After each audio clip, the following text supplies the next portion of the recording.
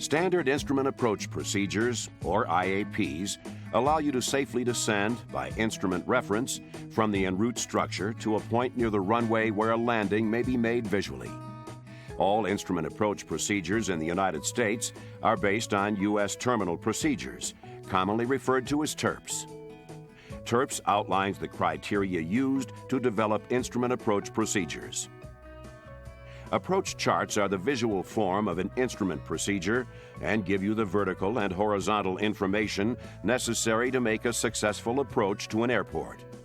In this segment, we'll look at what information is contained on an approach chart and how it is presented. Then we'll look at some new technology that is appearing on your approach charts. We'll begin with a look at Jeppesen Approach and Airport charts. Then we will turn our attention to government-issued approach and airport charts, which are produced by the National Aeronautical Charting Office, or NACO.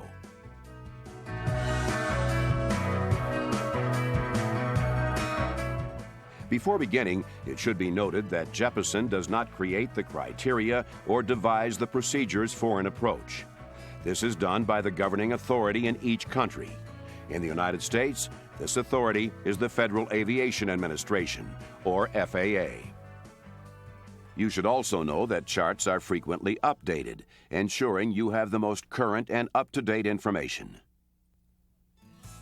Some years ago, Jeppesen introduced a new chart format. It was tested and evaluated by human factors professionals, airline crews, and general aviation pilots.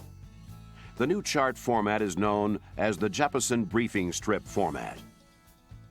While not every chart in the Jeppesen Approach Chart library has been converted to the Briefing Strip format, the vast majority of charts have been redone. This program concentrates on the Briefing Strip format. However, it also contains a brief review of the classic Jeppesen chart style. The Briefing Strip Approach Chart format is divided into 4 sections: Heading, Plan View, Profile View, and Landing Minimums. The information is arranged in a specific pattern based on how pilots review and use the chart data.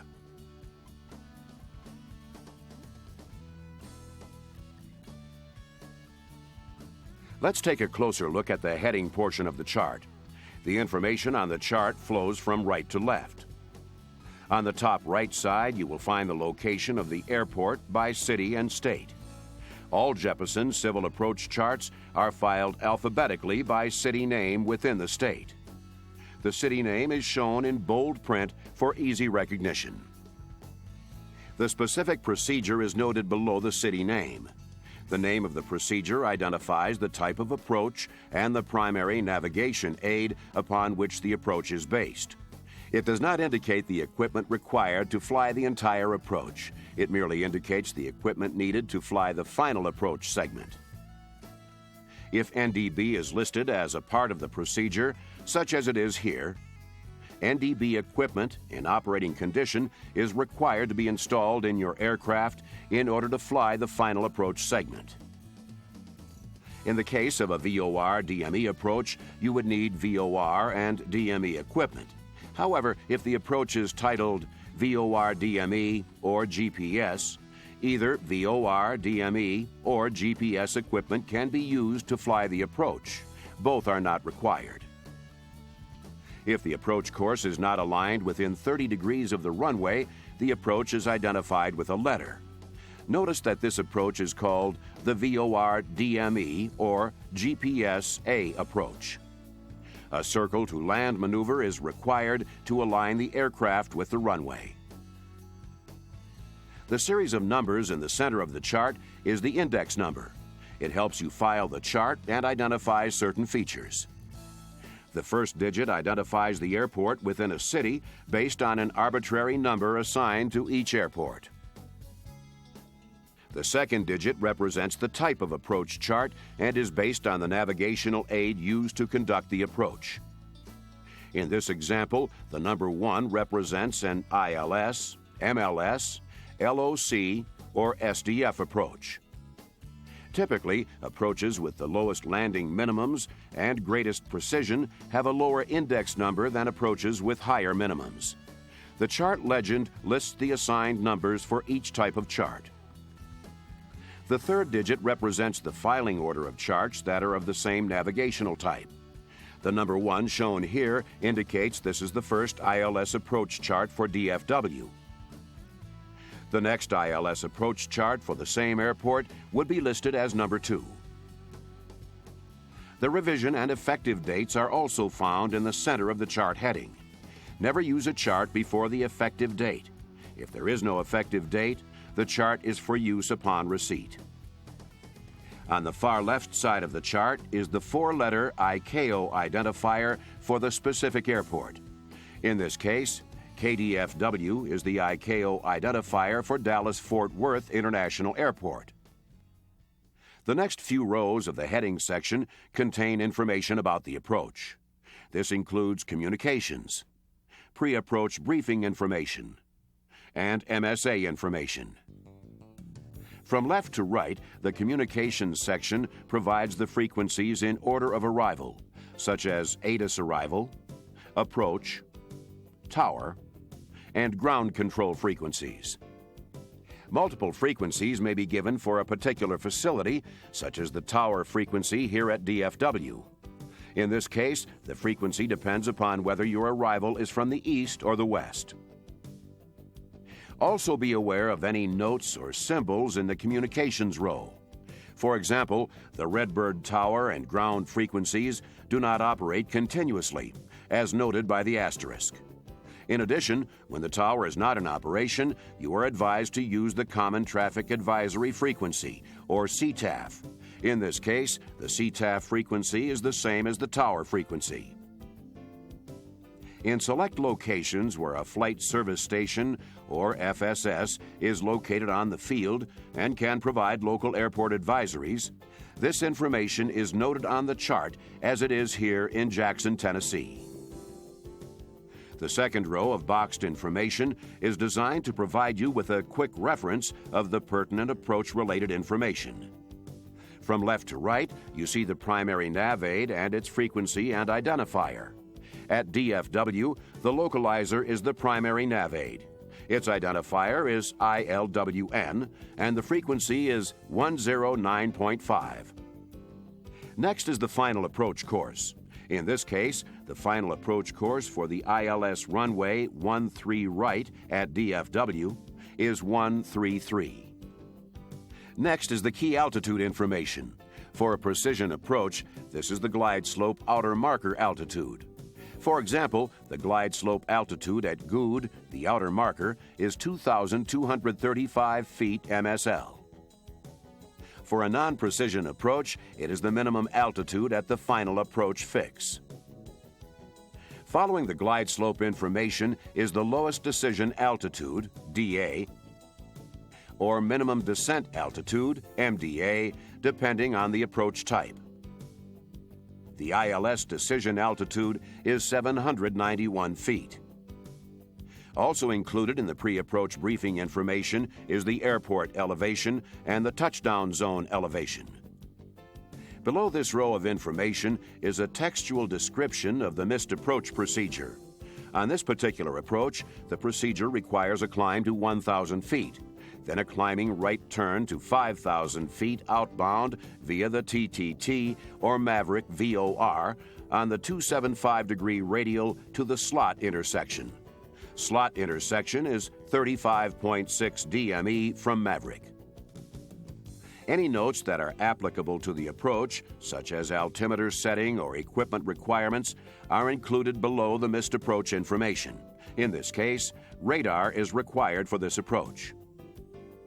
The minimum safe altitude, or MSA, is located to the right of the pre-approach briefing information.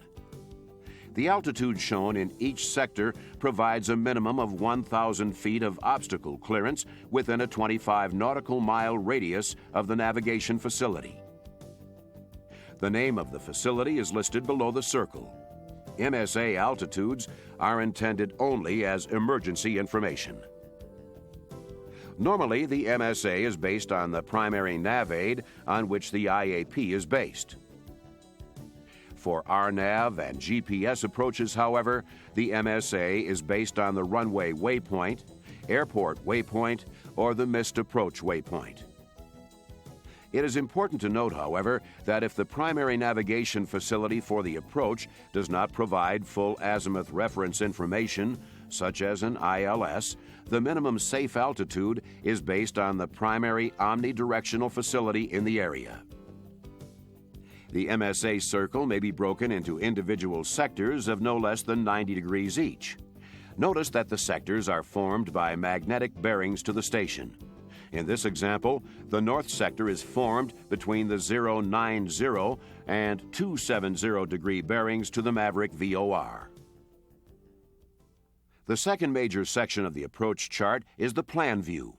This view provides you with the overhead perspective of the approach procedure and the surrounding airport vicinity. To help you measure distance, a mileage scale is located along the left side of the chart plan view. Typically, 1 inch is equal to 5 miles, but it may differ if the chart covers a large geographical area. Latitude and longitude lines are shown in 10-minute increments along the inside edges of the plan view. The primary airport is depicted with its corresponding runway layout. For reference, airports in the vicinity that have an instrument approach or VFR airports that underlie the final approach are shown with light shading. A star symbol indicates the airport has a lighted beacon. Several types of orientation details are also shown on the plan view of approach charts. These include ground features like major lakes or rivers, as well as terrain high points and man-made structures. Typically, only those points and structures higher than 400 feet above the airport elevation are depicted on the plan view. Remember, not all man-made structures or terrain high points are depicted on the approach chart. Various symbols are used to represent terrain high points and man-made structures. These symbols are defined in the chart legend. A bold arrow is used to point out the highest known terrain or structure. The mean sea level elevation is given next to the symbol. It's important to know that there may be other higher uncharted terrain or man-made structures. The terrain and obstruction altitudes depicted on the chart should not be relied on for descent below the minimum IFR altitudes. Terrain contour information is depicted when terrain within the approach chart plan view exceeds 4,000 feet above the airport elevation, or when terrain within 6 nautical miles of the airport reference point rises to at least 2,000 feet above the airport elevation. This information is for reference only and must not be relied on for terrain clearance. Minimum IFR altitudes published on the procedure provide terrain clearance. Nav aid symbols shown on the plan view are similar to those found on other Jeppesen charts. For example, a VOR is indicated by a compass rose. A TACAN or DME is symbolized by a serrated circle, and a VORTAC or VOR DME is represented by combining the two symbols. Localizer, ILS, LDA, SDF, and MLS course approaches are shown as a half-feathered arrow. The primary navigational aid information is shown in bold type enclosed in a shadowed box. The information boxes for other facilities depicted in the plan view are not shadowed. Each information box contains the facility name, frequency, letter identifier, and Morse code identifier. If a D appears in the box, it indicates the facility transmits DME information. The letter H in parentheses indicates this is a high-altitude VOR station. If the letter T appears, the station is a terminal class facility.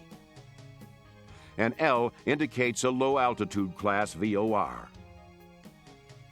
If the facility is a localizer, ILS, LDA, SDF, or MLS, the nav aid information is enclosed in an oval-shaped box.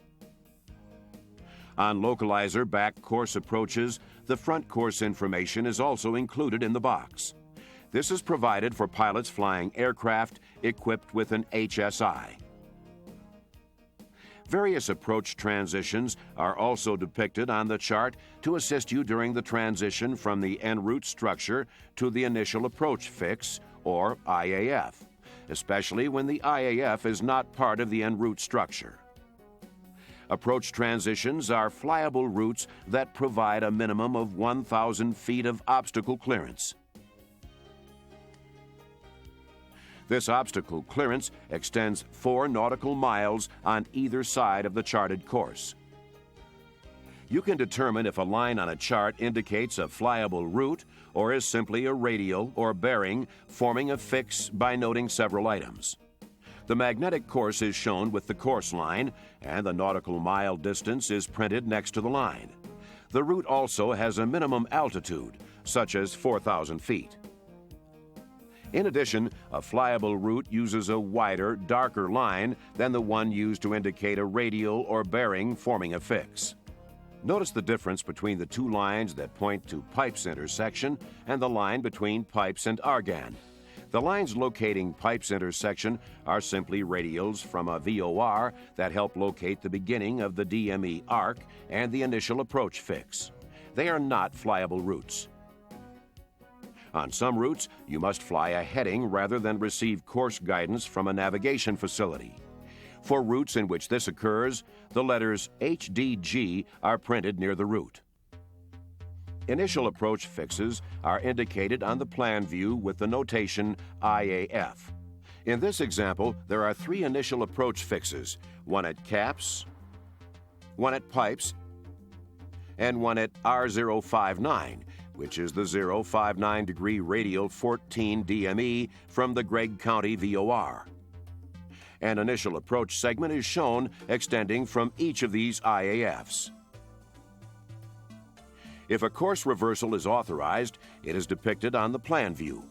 When this type of symbol is used, you may reverse course any way you desire as long as you stay on the same side of the radial as depicted on the chart, which allows you to remain within the protected airspace. You must also stay at or above the minimum altitudes and within the distances shown on the profile view.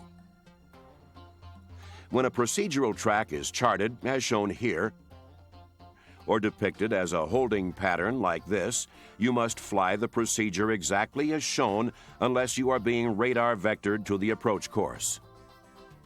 When the notation "No PT" appears, a procedure turn is not required or authorized. The next segment of an approach is the intermediate segment. It may begin at an intermediate fix, IF, or when you are aligned with the final approach course after flying the DME arc or the procedure turn, and ends at the final approach fix. While flying the intermediate segment, you have a minimum of 500 feet of obstacle clearance. The width of this segment tapers from 4 nautical miles on either side of the course at the start of the segment, down to as little as 2 nautical miles at the final approach fix. The final approach segment begins at the final approach fix.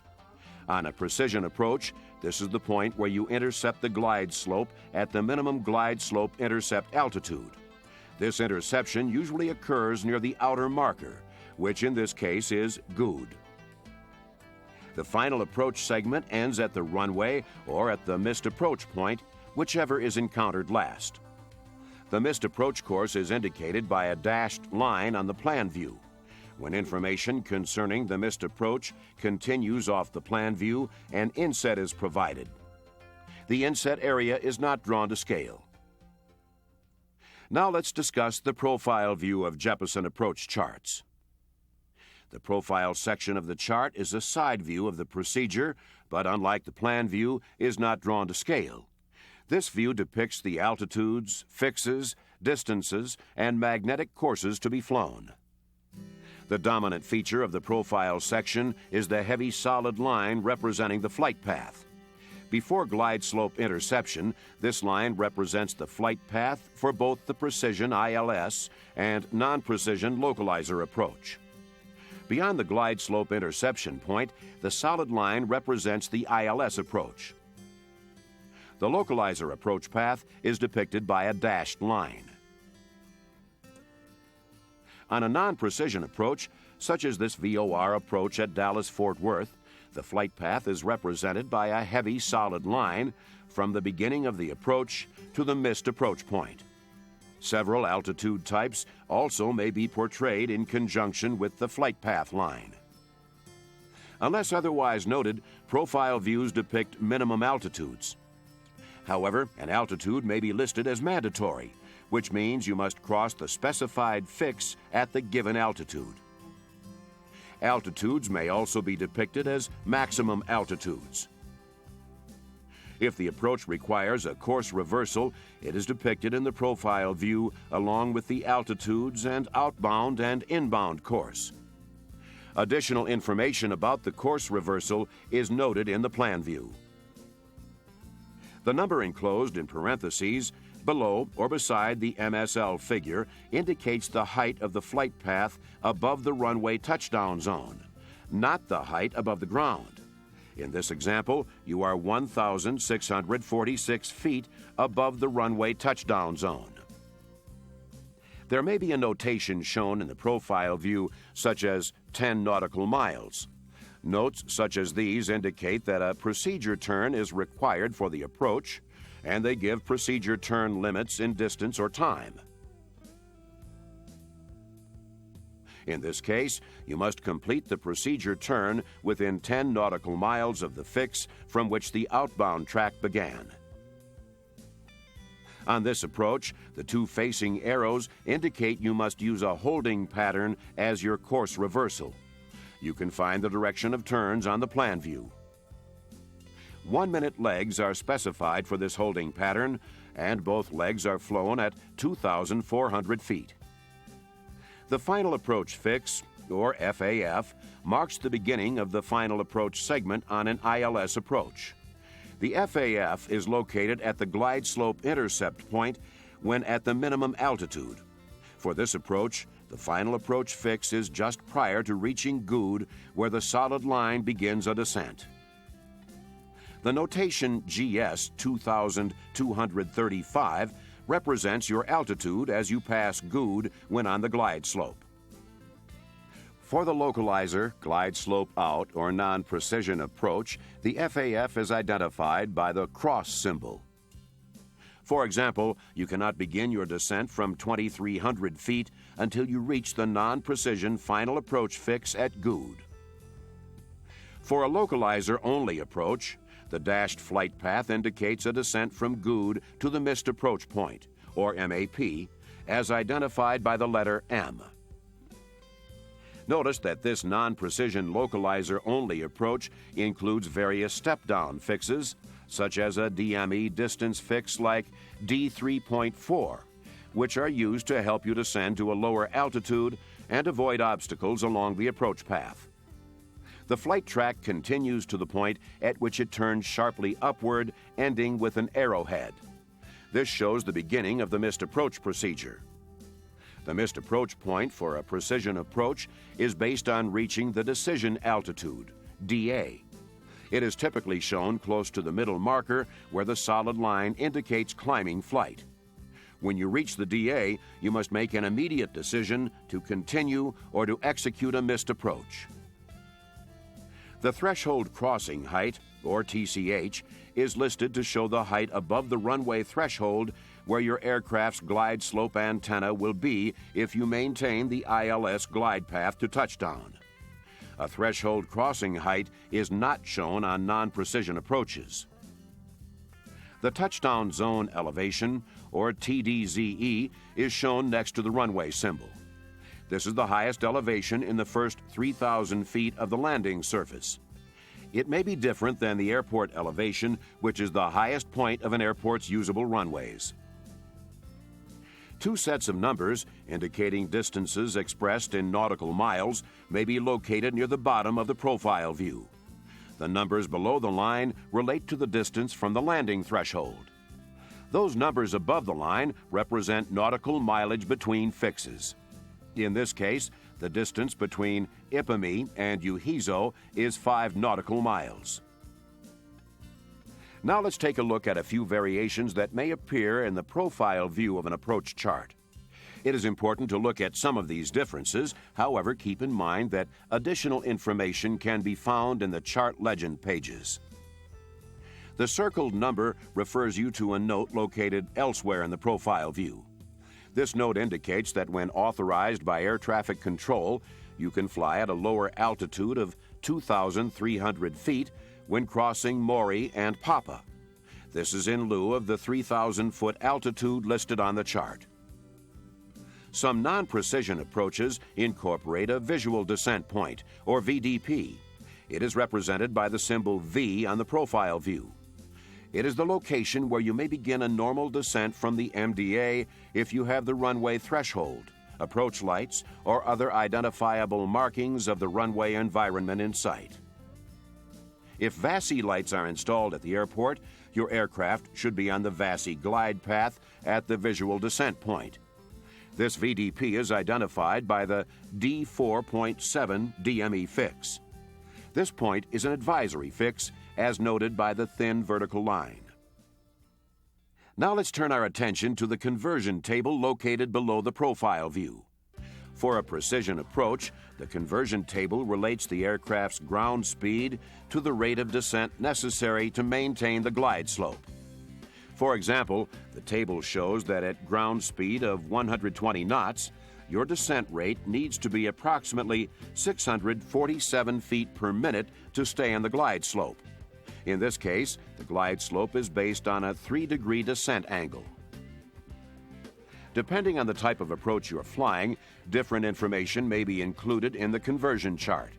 For non-precision approaches, the bottom line of the conversion chart usually includes the elapsed time from the final approach fix to the missed approach point. It applies only to non-precision approaches because the MAP location for the non-precision approach is usually at the runway threshold and the approach can be timed. Whereas the MAP for an approach using glide slope information occurs approximately 1/2 mile from the threshold when you reach the decision altitude while on the glide slope. When the conversion table is blank, the missed approach point is not based on elapsed time or ground speed, but rather is a specific point. The MAP in this example occurs at the NDB, which is located on the airport. To the right of the conversion table is the lighting box. The lighting box displays a symbol that represents the type of lighting installed for a straight-in landing runway. The symbols for each type of lighting are listed in the chart legend. When ALS is listed, the configuration of lighting is unknown. Also note, when PAPI or VASI are depicted in the lighting box, it is shown either on the left or right side of the runway. This corresponds with the side of the runway on which the lighting system is actually installed. When the lighting box is blank or omitted, the runway has no approach lighting. The missed approach information is found next to the lighting box. Here, icons offer a quick graphic depiction of the textual missed approach procedure. In this case, 4 icons are used. First, climb to 1,000 feet. Then make a climbing right turn to 5,000 feet outbound via the Maverick VOR on the 275-degree radial until you get to slot intersection. This should match the textual description of the procedure. The approach chart legend in the front of the airway manual explains other icons that may be used to depict the missed approach procedure. Because each missed approach is unique, read the procedure carefully and compare it to the missed approach track portrayed in the plan view to make sure you fully understand the procedure. When a missed approach procedure calls for a turn, it's important to understand that the obstruction clearance criteria are figured from the missed approach point. Do not begin a turn until you have reached the missed approach point. The last major portion of this chart is the landing minimum section, which outlines the minimum altitude you can descend to on the approach and the minimum visibility required for the approach. landing minimums usually increase when a required component or visual aid becomes inoperative. Jeppesen charts present this information in a logical sequence. For instance, the lowest minimums for the approach are located on the left side of the box. As you move to the right, the minimums increase. On most approach charts, the minimums table represents two groups: straight-in approaches and circle-to-land approaches. On ILS approach charts, the straight-in landing section is further divided into minimums with and minimums without the glide slope. On the left side of the minimums box, aircraft categories are represented by the letters A, B, C, and D. The minimums depend upon the category of aircraft you are flying. The FAA has established 5 approach categories based on an aircraft's approach speed. For the most part, the last category, Category E, is not shown on approach charts since it applies only to military aircraft. The approach speed of a particular aircraft is computed as 1.3 times the stalling speed in the landing configuration at maximum landing weight. Most single-engine general aviation aircraft fall into Category A. The first column of an ILS approach is designated as full. The minimums within this column apply when all components are operational. In this example, no matter what category of aircraft you are flying, you can descend to a decision altitude of 791 feet MSL, which is 200 feet above the touchdown zone elevation. Notice that these figures are labeled DA parentheses H. The DA, or decision altitude, is the MSL altitude at which you must make your decision to execute a missed approach or to continue the approach. The DH, or decision height, is shown in feet AGL within the parentheses.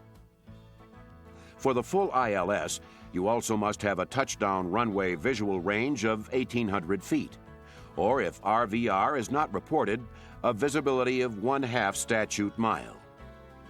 As you move to the right, you can see how the visibility requirements change for various inoperative lights. If more than one component is inoperative, you must use the more restrictive minimum. For example, if both the runway alignment indicator light system and the approach light system are out, use the minimums listed in the rail or ALS out column. For the localizer, glide slope out, or non-precision approach, the figures are labeled MDA parentheses H. The MDA, or minimum descent altitude, is the MSL altitude below which descent may not be made without visual reference. The H, or height, above touchdown is shown within the parentheses. Sometimes sidestep landing minimums also will be published. Typically, these minimums are higher than for the straight-in runway.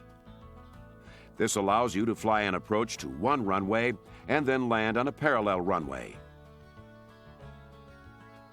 On the far right of the chart are the circle-to-land minimum altitudes, heights, and visibilities. Remember, not all approaches offer circle-to-land minimums. The protected airspace during a circle-to-land maneuver depends on your aircraft's approach category. The airspace ranges from 1.3 nautical miles from the runway end for Category A aircraft to 2.3 nautical miles for Category D aircraft. Remember, if you're flying the maneuver at an indicated airspeed that's faster than the maximum limit of the speed range for your category of aircraft, you must use the higher minimums. Otherwise, you might not have the necessary obstacle clearance. The altitudes in parentheses show heights above the airport. These numbers are not based on heights above the touchdown zone because circling minimums are not referenced to a specific runway. A note on this chart indicates that circling approaches are not authorized east of runway 16 left and 34 right. While there are many reasons for a note of this type to be published, one reason may be obstructions within the circling approach area. Again, it's important to look at some variations within the minimums box. On this approach, there is a decision altitude and height penalty when using a remote altimeter setting. This example shows an approach that doesn't have straight-in landing minimums. Remember, straight-in landing minimums are omitted when the final approach is not aligned within 30 degrees of the runway, or if an excessive rate of descent, generally over 400 feet per nautical mile, would be required between the final approach fix and the missed approach point. On the other hand, you are not prohibited from landing straight in when an approach does not show straight-in landing minimums, provided that you break out in time to position the aircraft and make a normal final descent to the runway. Notice that there are different minimums for this approach depending on whether or not you can identify a specific DME fix. Since it is a step-down fix, once you have identified it and crossed it, you can descend to the lower minimum altitude. As you begin to investigate the different types of approaches, you may encounter Category 2 and 3 approaches. Category 2 and Category 3 ILS approaches use the same basic format as a standardized ILS. However, you must be a Cat 2 or Cat 3 authorized pilot and have a Cat 2 or 3 equipped aircraft to use the approaches. Typically, they have lower approach minimums than a standard ILS and may list multiple decision altitudes based on operator requirements and equipment. For example, a Cat 2 decision altitude is normally 100 feet above the touchdown zone elevation. As a pilot, it is prudent to thoroughly read and understand the profile view of the chart. If there is something noted on the chart that you haven't seen before, refer to the chart legend and the Jeppesen Chart User's Guide for further information. Finally, if any changes were made to the chart during the last revision cycle, they will be noted along the bottom edge of the chart. In this example, the MSA altitude was changed. The information we've covered so far is primarily aimed at traditional approaches, such as ILS, localizer, VOR, and NDB approaches. But the world of aviation navigation is changing rapidly, and so are approach charts. This next segment is designed to explain the changing technology and terminology that you'll see on Jeppesen Approach Charts.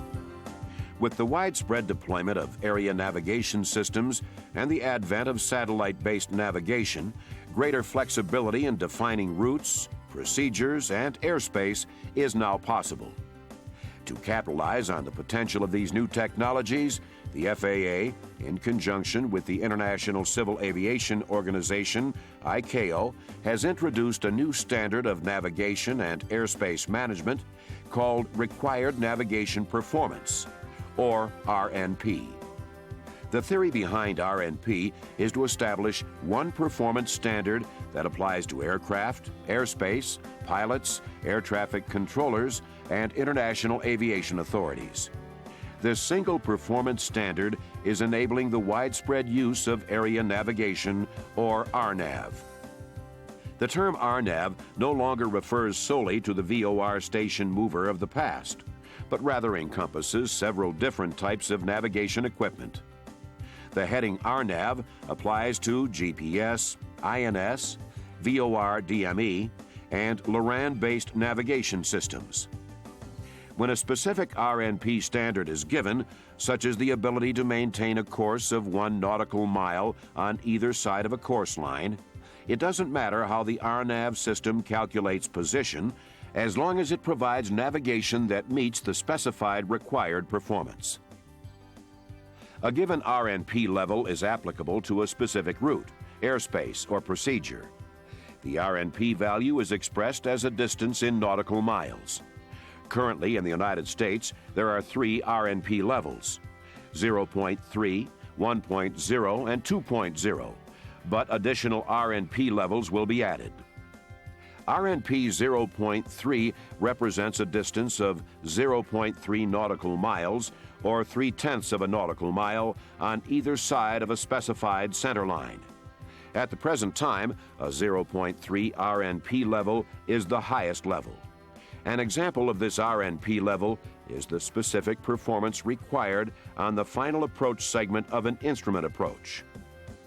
An RNP level of 1.0 is typical of that used to define a terminal route. and an RNP level of 2.0 is the width typically used for en route operations. You need to have a clear understanding of the aircraft requirements for operation in a given RNP environment, and advise ATC if an equipment failure or other malfunction would hinder your operating ability within the designated RNP airspace. When appropriate, the applicable RNP level will be depicted on IFR charts. For example, the Baltimore, Maryland RNAV GPS Runway 10 approach chart includes a notation GPS or RNP 0.3 required.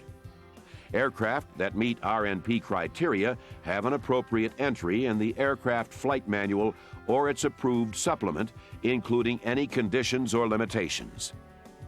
The implementation of a worldwide RNP standard marks the beginning of a fundamental change in air navigation.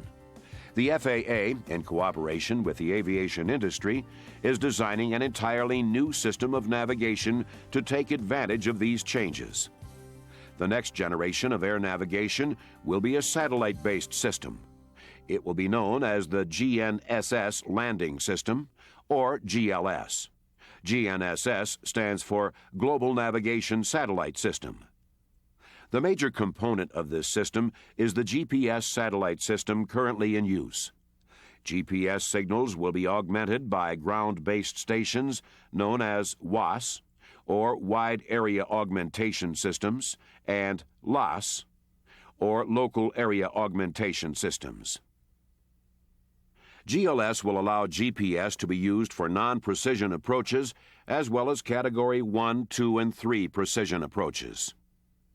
GPS and other area navigation systems are becoming more commonplace as new electronic navigation equipment is being developed and installed in commercial as well as general aviation aircraft. In order to support the full integration of area navigation into the national airspace system, the FAA has developed a new charting format for all RNAV instrument approach procedures. This format incorporates all types of approaches that use area navigation systems, including ground-based, satellite-based, and other approach-approved systems. The goal of the new RNAV charts is to avoid the unnecessary duplication of charts.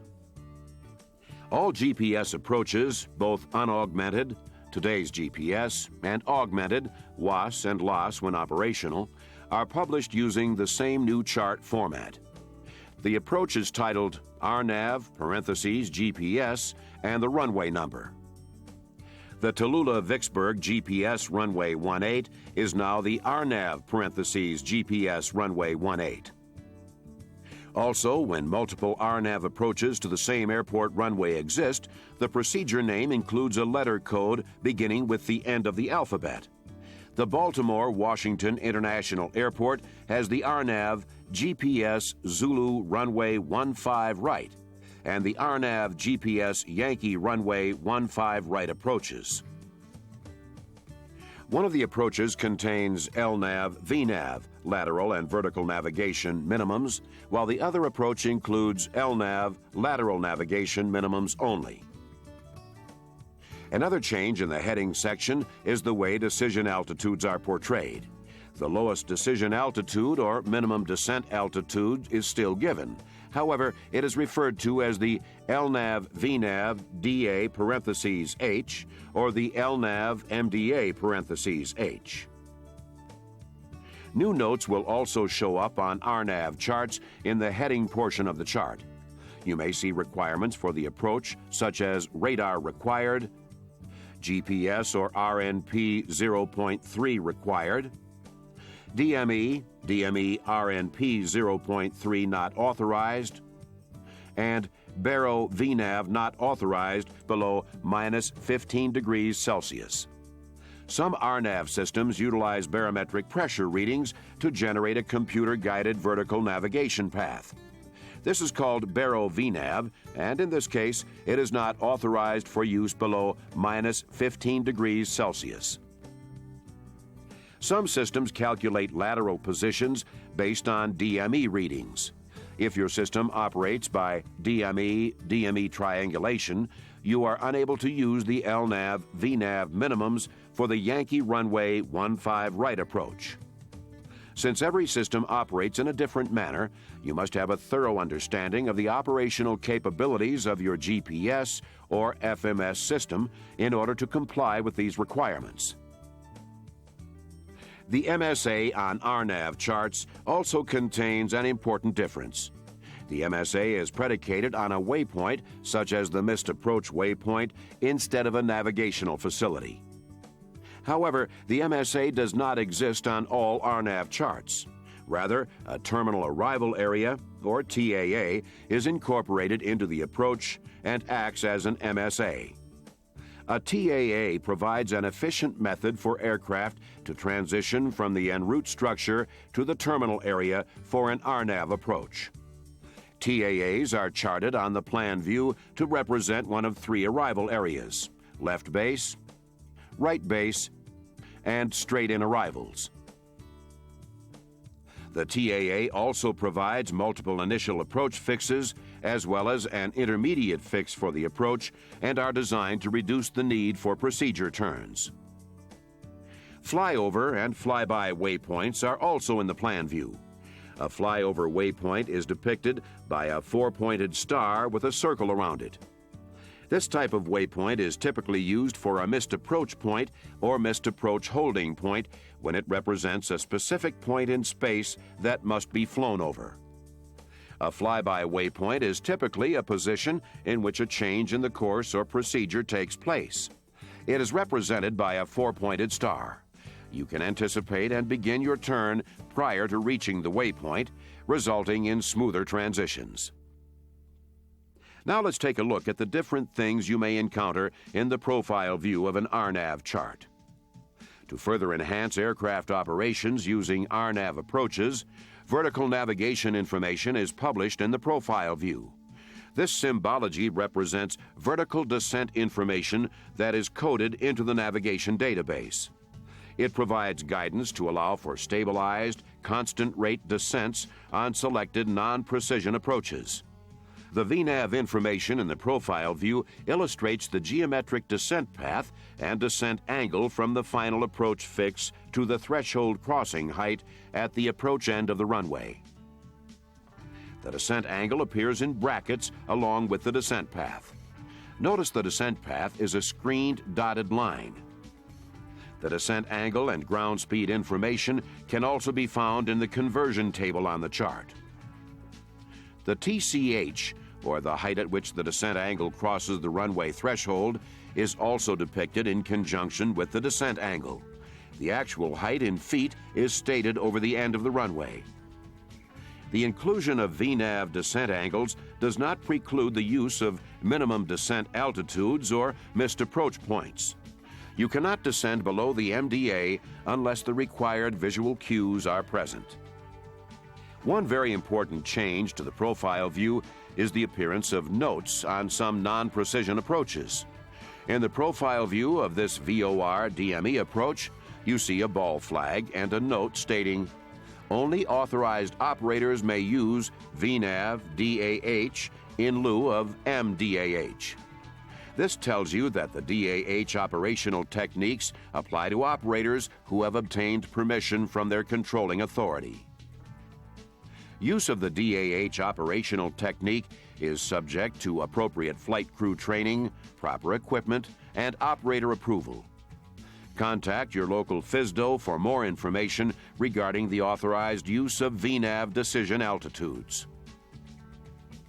Also new to the profile view of selected Jeppesen RNAV approach charts is the addition of a figure that denotes the distances from the last fix to the decision altitude and the decision altitude to the missed approach point.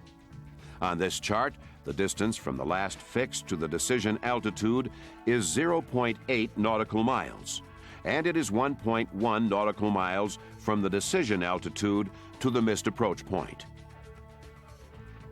The last major difference you will find on RNAV charts is a new descent minimum format and new terminology. The new RNAV chart format may include as many as 3 approach minima: LNAV, VNAV, LNAV, and circling. LNAV-VNAV identifies minimums developed to accommodate a non-precision RNAV instrument approach with lateral and vertical guidance. Aircraft capable of using LNAV-VNAV minimums will make their final descent using a descent path generated by onboard navigation equipment. Since vertical guidance is provided, the minimums will be published and flown as a decision altitude, even though it has higher non-precision approach minimums. When determining your ability to use the DA for LNAV-VNAV minimums, you must take into account the notes listed above the plan view on the charts that were previously discussed. LNAV minimums are designed for non-precision approaches that only provide lateral navigation. Because vertical guidance is not provided, the minimums will be published as an MDA. RNAV approaches and procedures are rapidly increasing in number. As this new technology becomes more commonplace among pilots, it is important to remember the burden rests on the pilot when determining the ability to use RNAV procedures. Information is continually added to FAR and AIM publications in order to expand the use of RNAV. Contact your local FSDO if you have any questions regarding the use of your navigation system for RNAV operations. Now that we have reviewed Jeppesen Approach Charts, let's take a look at airport charts found in your airway manual. When you're in the air, you have plenty of chart references to help you locate your position in reference to the ground. But once you're on the ground at an airport, orientation can become a challenge, especially at an unfamiliar airport. Therefore, Jeppesen publishes airport charts, which are valuable sources of information and can aid in the reduction of surface movement collisions. Usually, you will find the airport chart on the reverse side of the first approach chart for each airport. As you will notice, the airport chart is laid out in a manner similar to the Jeppesen Approach Charts. The general layout can be broken down into the following 5 major sections: heading, communications, airport plan view, additional runway information, and takeoff and alternate minimums. Some airport charts published for larger airports span 2 pages. As with the Dallas Love Field chart, the primary diagram is on the front, and additional information about runways and lighting is shown on the back. Let's take a closer look at the heading information. In the heading section, on the far right side of the chart, is the city and state in which the airport is located, the name of the airport, and the airport reference point as defined by longitude and latitude. The chart index number and chart date, or the effective chart date, are under the Jeppesen logo. On the far left, you will see the 4-letter ICAO identifier, the airport elevation, and the bearing and distance to the airport from a VOR DME or VORTAC within 40 nautical miles. The next section on the chart is the communications row. This design is similar to the one found on the approach charts in that all frequencies are shown in the order in which they are most commonly used. In this case, they are shown in the order used for departure. On the far left side of the communications row, the ATIS frequency for the airport is listed. Note that in the ATIS box, a small note says VOT 113.3. This tells you that a VOR test signal is available over the listed frequency. Following the ATIS frequency is a listing for ACARS and TWIP. This indicates that an electronic data link is available through the Aircraft Communications Addressing and Reporting System, commonly referred to as ACARS. The service provided is the Terminal Weather Information for Pilots System, or TWIP, which delivers terminal weather information to the cockpit. Following this service are listings for clearance delivery, ground control, and tower frequencies. The last box in the communication row contains the regional departure frequencies. If an R is noted after the departure frequency, radar is available.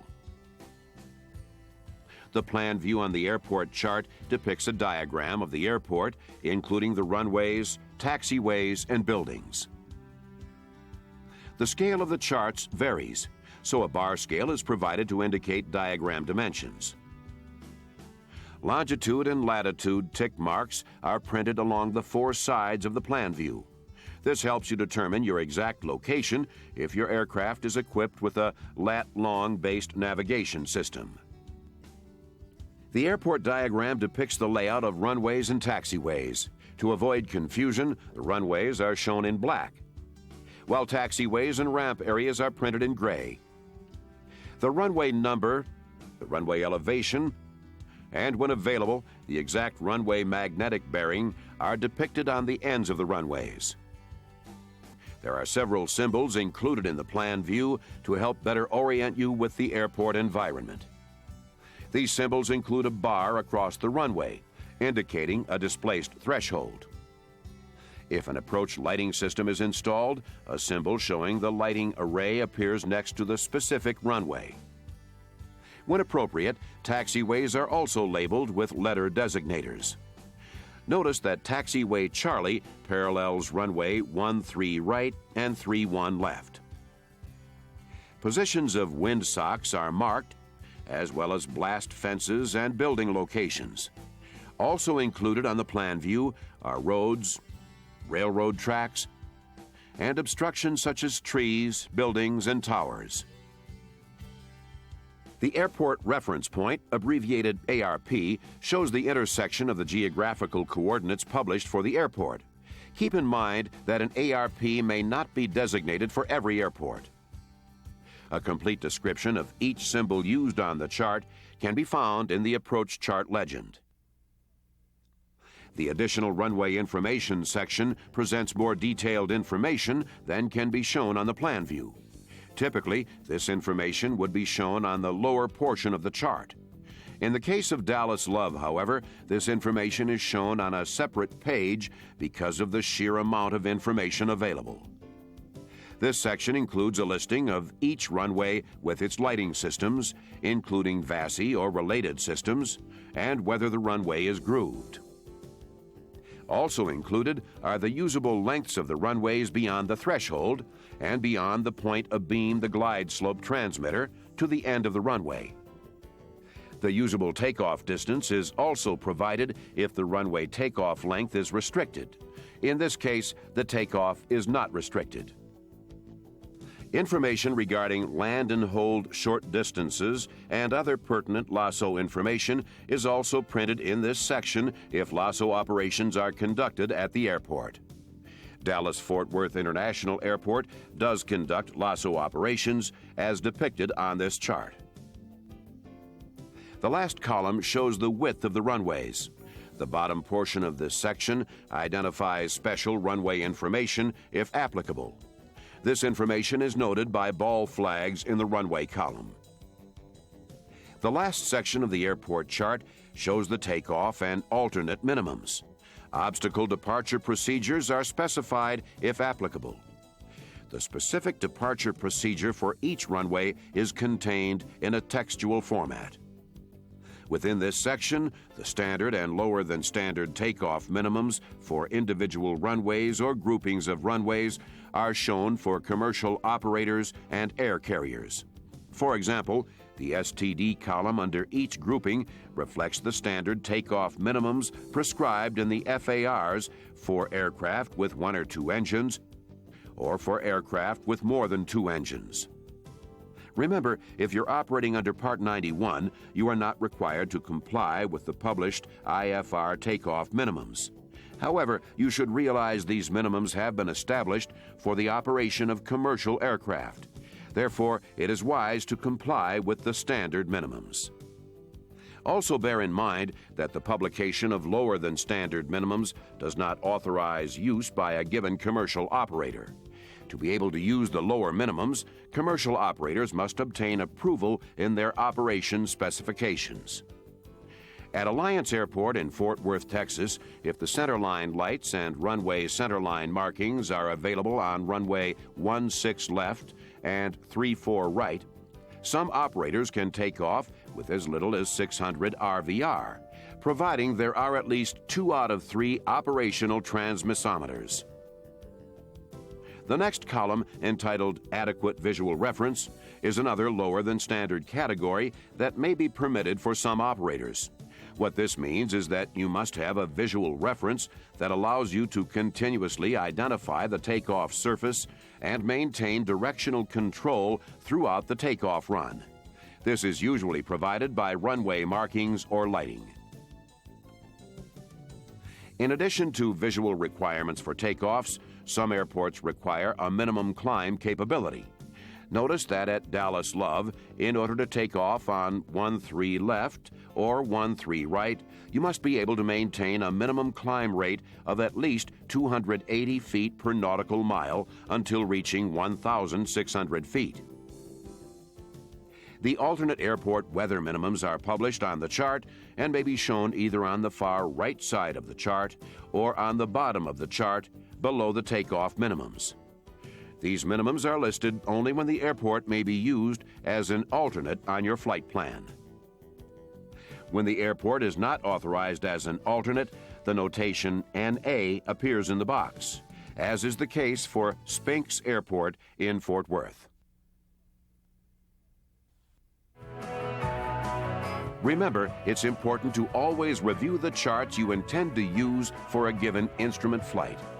Planning and preparation before taking off will make you a safer and more competent instrument pilot.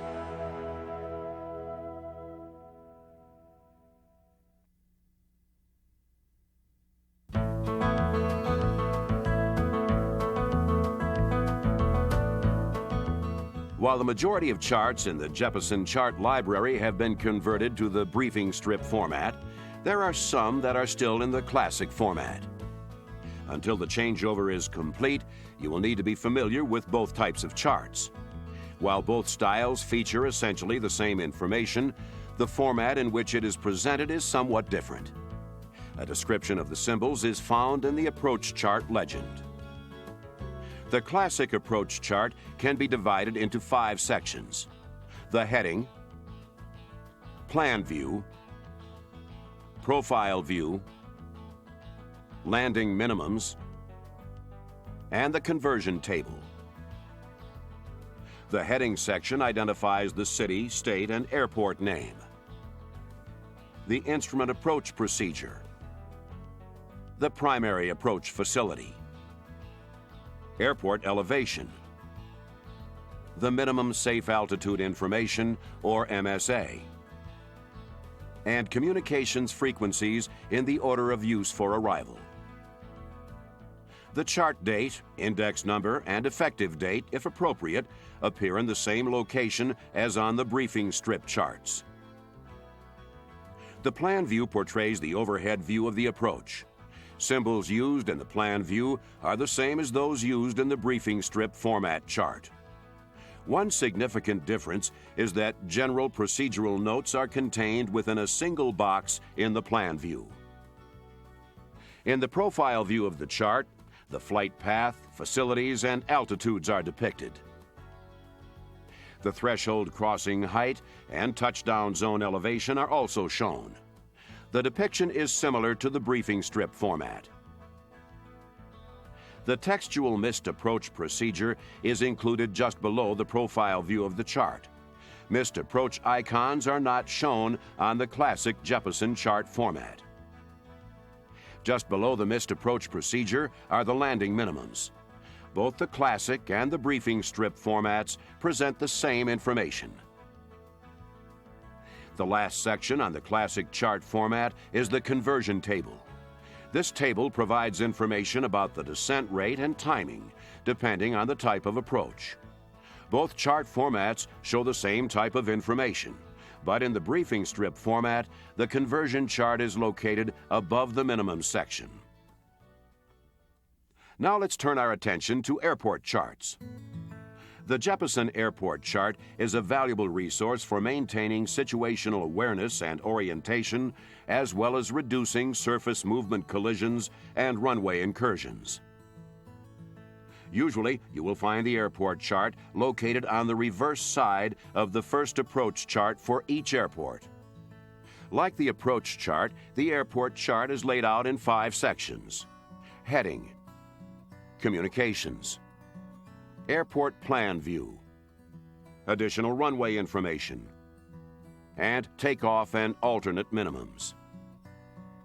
The heading contains the name of the city and state, the airport identifier, the airport name, location information such as latitude and longitude, and bearing and distance from a VOR, DME, or VORTAC, the airport elevation, and local magnetic variation. The chart index number and chart date, or effective date, are located at the top center of the chart. The communications box shows frequencies in the order used for departure. For example, this chart shows the frequencies for the AWAS-3, the Unicom CTAF, and finally, the center frequency. The airport plan view depicts the layout of runways and taxiways, as well as selected surface features in the airport environment. A complete description of all symbols used on the chart can be found in the Approach Chart legend. The additional runway information section presents more detailed information than can be shown on the plan view. Typically, this information is located below the plan view, but in some cases, it is published as a separate page. The information on this chart includes lighting systems, usable lengths and widths of runways. Appropriate notes are also included. The last section of the airport chart shows the takeoff and alternate minimums. Within this section, the standard and lower than standard takeoff minimums for individual runways or groupings of runways are shown for commercial operators and air carriers. Remember, if you're operating under FAR Part 91, you are not required to comply with the published IFR takeoff minimums. However, you should realize that these minimums have been established for the operation of commercial aircraft. Therefore, it is wise to comply with the standard minimums. The alternate airport weather minimums are published on the chart and may be shown either on the far right side of the chart or on the bottom of the chart below the takeoff minimums. These minimums are listed only when the airport can be used as an alternate on your flight plan. The NA on this chart shows that it cannot be filed as an alternate. Although the classic charts will eventually be replaced with the briefing strip format, you will need to be comfortable using both styles during the transition period. With a little practice, you will find both chart formats clear and easy to use.